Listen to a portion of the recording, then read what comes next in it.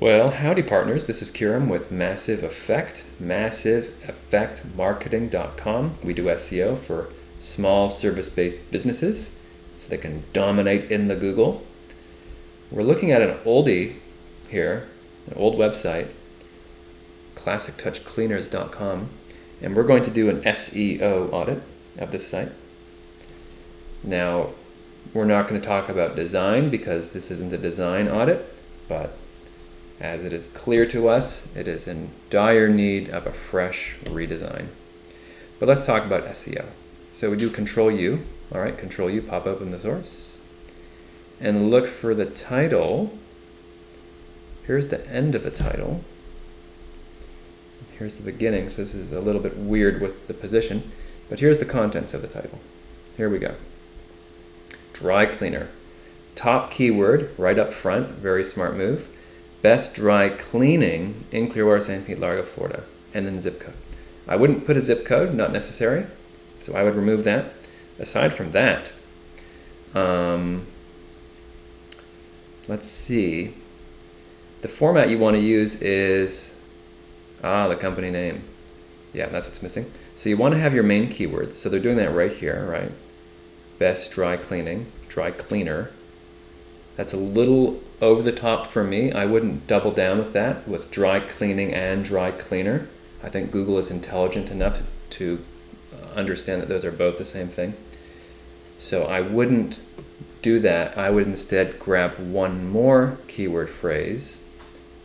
Dry cleaning, alterations, custom, laundered, rug cleaning. Maybe eco-friendly in there. I would pick whatever else would be their top keyword and throw that in, all right? But still keep this. And then I would put their company name. So Classic Touch Cleaners. Classic Touch Cleaners, dry cleaning and blah blah. St. Pete, Clearwater, Florida. That would be a really good title. You want the title to be really crafted well for the homepage, all right? This is it in the code. This is where you see it up here. That's where you see it. It has the most potency as far as things you can edit to improve your rank in Google. So it has to be done just right on the homepage. Company name, main keyword, service area, bam, homepage title. Then all the inside pages need a title done uniquely, and it should describe the contents of the page. So the title for the rug cleaning page should be about rug cleaning and all things about rug cleaning, but not like a whole paragraph. You wouldn't make all this the title. You'd make it like bullet points, short. Rug cleaning specialists and rug cleaning specialists. We're rug cleaning specialists removing stains, stain removal. You know what I mean? Like you break down a little bit on what rug cleaning is about, and then that would be a title. Now, unfortunately, all these pages are broken. If we click on them, they don't work, which is a disaster. This is a disaster for your SEO because then you lose these pages. Google thinks, oh, these pages are no more.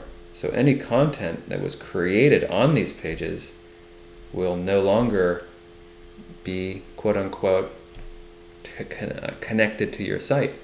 So all this site has is its homepage. So it's lost all of this content. So that's going to really affect it. That's just a brutal error. That's just brutal for this website's SEO to suddenly have all of its inside pages returning a server error. All right. So whoever is the webmaster here needs to sort this out. Because right now it's going to be a one-page website, and a one-page website isn't going to do too hot in the Google. So that's a big issue on this site. Otherwise, yeah, it's great they have these pages. So let's say all these pages were intact. All right, that's fine. Text on the homepage is pretty good. They've got a lot of text on the homepage. We're looking at possibly 500 words. All right, they've got a bunch of testimonials. They've got an intro section, and then a bunch of text down here. The keyword density is a tad high. Clean comes up 36 times. Cleaner, 8. All right, cleaning, 24. A little high. Yeah. Too much cleaning. They need to clean it up a little bit and remove some of these cleanings. Dry cleaner, we got 4, that's fine. Dry cleaning, 15, that might be okay. But definitely 24 on cleaning is too much. So let's get that pared down a little bit. You don't want to have too many keywords because then it's going to look like you're trying to fool the Google. And you can never fool the Google. The Google knows all. And even if you could for a short period of time, it's always short-lived because Google is continuously working on its algorithm. They have teams upon teams of people. They have buildings full of people on this so that they don't get fooled because they want to show people the best results. And when you happen across text that's just filled with keywords, the user experience is poor. Humans don't want to read garbage text full of keywords. They think it sounds weird. It's like, what is this stuff?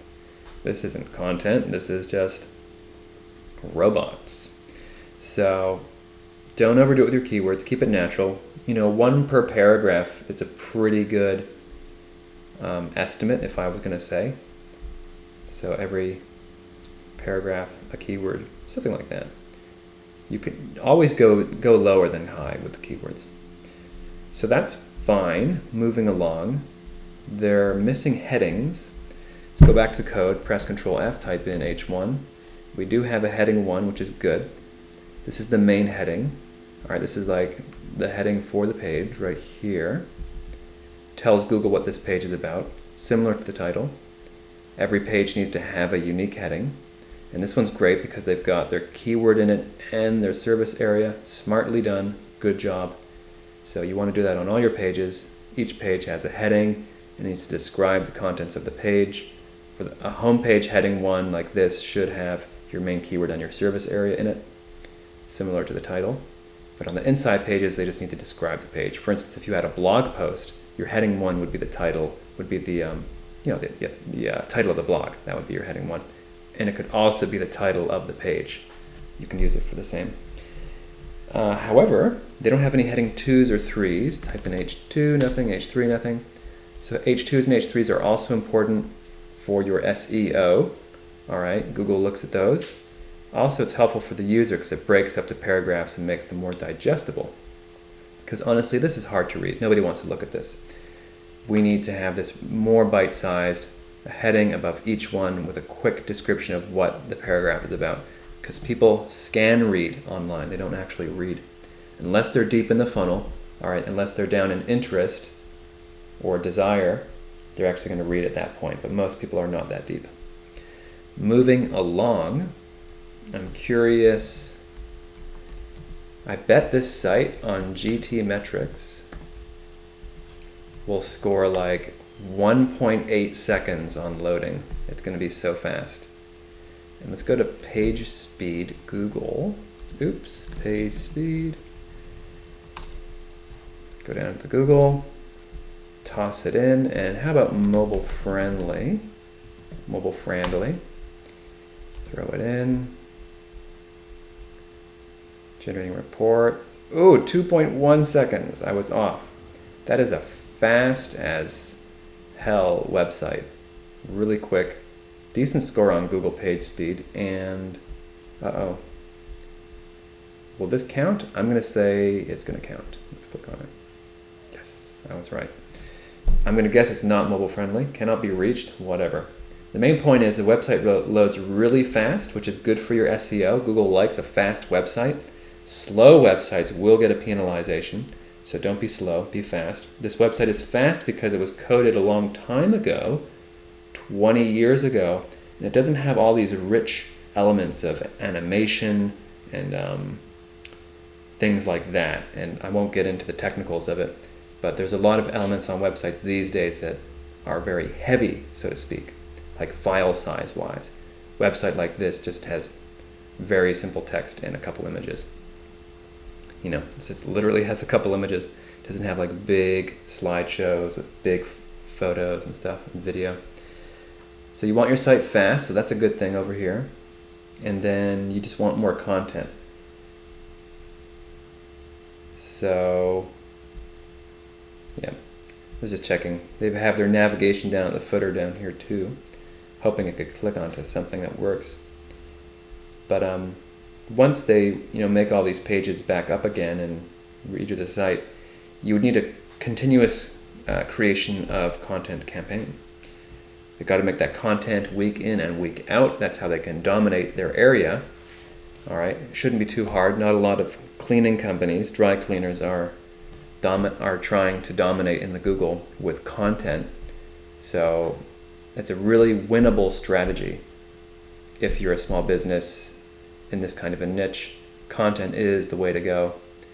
So that just requires,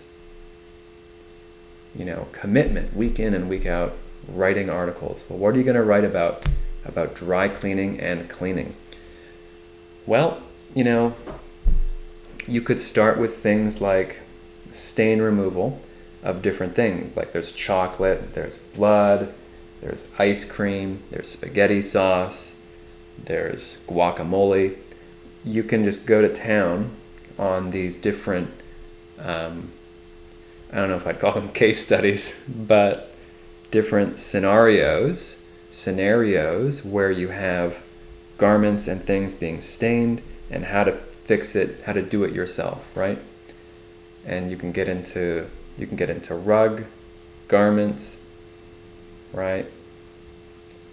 And you can even do little videos on it, various remedies, the baking soda and lemon thing, whatever it is. I'm not saying you can write thousands of words a week on that, but if you can put a few hundred words a week together on like a weekly tip of how to get out certain stains, do it yourself, that would be a great method for a company like this to create useful content weekly, which they could write about, which is relevant. All right, it's relevant to them, it's useful for the audience, and it's doable. So that would be a good strategy. And then by after a year, you'd have 50 of these, and you'd have basically a little encyclopedia on stain removal. And that would be very useful content. They could even turn it into a little ebook and give it away as a free download. So that's what I would do on this site. That's our little SEO overview. If you want your site properly SEO'd, you know where to go. Come on down to massiveeffectmarketing.com. We've been doing it since 2003, since the good old days. And we can do a little audit of your website, see what's good and what's bad, and give you a strategy on what you should do to get it rolling in the Google. So just come on down, massiveeffectmarketing.com, and let us know if there's anything we can do for you. All right, until then, thank you very much and take care.